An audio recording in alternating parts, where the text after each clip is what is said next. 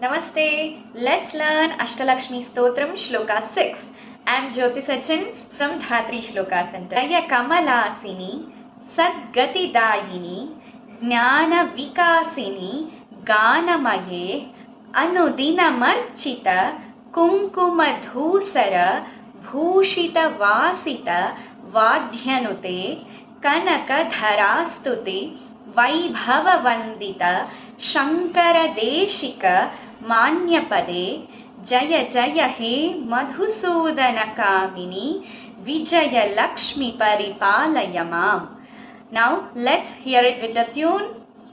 जय कमलासिनी सद्गतिदायिनी ज्ञानविकासिनी गानमये अनुदिनवर्षित कुङ्कुमधूसर भूषित वासित वाद्यनुते कनकधरास्तुति वैभव वन्दित शङ्कर देशित मान्यपदे जय जय हे मधुसूदन कामिनी विजय लक्ष्मी परिपालय माम्. See you in next shloka.